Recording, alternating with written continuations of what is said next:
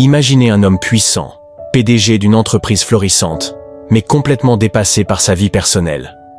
Un matin, pris dans le tourbillon de ses responsabilités, il commet une simple erreur. Il dépose sa fille à la mauvaise crèche. Ce qui aurait pu être un désastre va pourtant bouleverser sa vie. En mieux. Découvrez l'incroyable histoire de Thomas Perrier, un père célibataire au cœur brisé, et de Chloé Dupont, une éducatrice au passé difficile. Une histoire de destin, de résilience et d'amour qui prouve que même les erreurs peuvent mener au plus beau des miracles. Thomas Perrier, un PDG veuf, jongle chaque jour entre son entreprise florissante et l'éducation de sa petite fille, Léa, âgée de 3 ans. Depuis la perte de sa femme, Claire, dans un accident de voiture tragique il y a 2 ans, Thomas vit avec une profonde blessure. Claire était l'amour de sa vie, sa complice depuis l'université, et son absence laisse un vide béant dans son cœur. Pour fuir la douleur, il s'est plongé corps et âme dans son travail, dirigeant sa société de technologie avec rigueur et détermination. Entre les réunions interminables, les présentations aux investisseurs et la gestion quotidienne de son entreprise, Thomas peine à trouver un équilibre.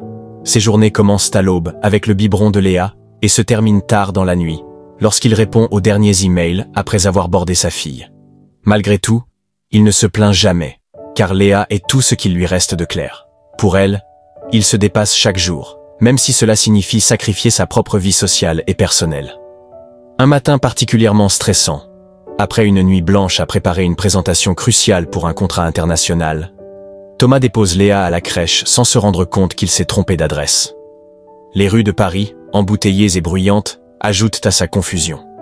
Il quitte précipitamment la crèche, pensant à son emploi du temps chargé, ignorant qu'il venait de laisser sa fille au jardin des petits explorateurs, au lieu de sa crèche habituelle, les petits rêveurs.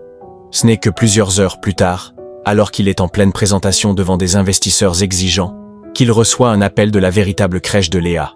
Son cœur s'emballe, ses mains deviennent moites. « Monsieur Perrier, nous n'avons pas vu Léa ce matin. Tout va bien ?» Paniqué, il se précipite hors de la réunion, laissant derrière lui des regards interrogateurs. Son esprit tourbillonne d'inquiétude. Où est Léa? Est-elle en sécurité? En arrivant à la mauvaise crèche, Thomas découvre Léa en pleine séance de peinture avec les autres enfants, souriante et parfaitement à l'aise. Une femme aux cheveux châtains, Chloé Dupont, l'éducatrice de la crèche, l'accueille avec un sourire bienveillant. « Ne vous inquiétez pas, tout va bien. Léa est adorable, elle s'est très vite adaptée », le rassure-t-elle. Son ton apaisant calme immédiatement les angoisses de Thomas. Gêné mais soulagé, Thomas la remercie chaleureusement. Bien que leur rencontre soit due à une erreur, quelque chose dans le regard doux et apaisant de Chloé reste ancré dans son esprit. Son visage exprime une douceur rare, un mélange de professionnalisme et de sincérité qui le touche profondément. Au fil des semaines, Thomas trouve de plus en plus d'excuses pour passer à la crèche. Chaque fois qu'il voit Chloé, son cœur bat un peu plus fort. Un jour, après avoir récupéré Léa, il ose enfin lui proposer un café. « Chloé, j'aimerais beaucoup vous remercier encore pour votre aide ce jour-là, et peut-être en apprendre un peu plus sur vous, » dit-il timidement. Chloé rougit légèrement avant d'accepter. Lors de leur rencontre, ils échangent sur leur vie respective. Chloé lui raconte son parcours. Diplômée en psychologie de l'enfant, elle a choisi de travailler en crèche pour offrir un cadre sécurisant aux petits, un peu comme celui qui lui avait manqué durant son enfance marquée par le divorce de ses parents. Elle confie également à Thomas son rêve d'ouvrir un jour sa propre crèche. « J'aimerais créer un endroit où chaque enfant se sentirait en sécurité, aimé et encouragé », partage-t-elle avec passion. De son côté, Thomas se dévoile peu à peu. Il lui parle de Claire, de la difficulté d'être à la fois père et PDG, de ses peurs et de ses espoirs pour l'avenir de Léa. Chloé l'écoute avec une attention rare, sans jugement. Touché par la sincérité de Chloé, Thomas décide de l'aider à réaliser son rêve.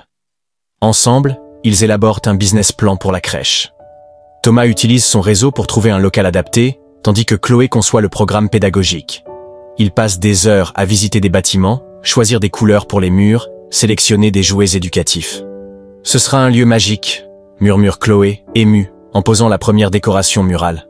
Léa, de son côté, s'attache de plus en plus à Chloé. Elle commence à l'appeler « Tata Chloé » et réclame sa présence pour ses histoires du soir. Cette complicité ne fait qu'attendrir davantage Thomas. Un après-midi ensoleillé, lors d'une sortie au parc avec Léa, Thomas prend la main de Chloé et lui avoue ses sentiments.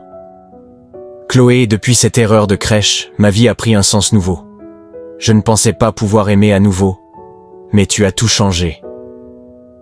Les mois passent et leur amour s'épanouit. Lors de l'inauguration de la nouvelle crèche, le nid des rêves, Thomas fait une surprise à Chloé en s'agenouillant devant elle, une bague à la main. « Veux-tu devenir ma femme ?» demande-t-il, sous les applaudissements des enfants et des parents présents.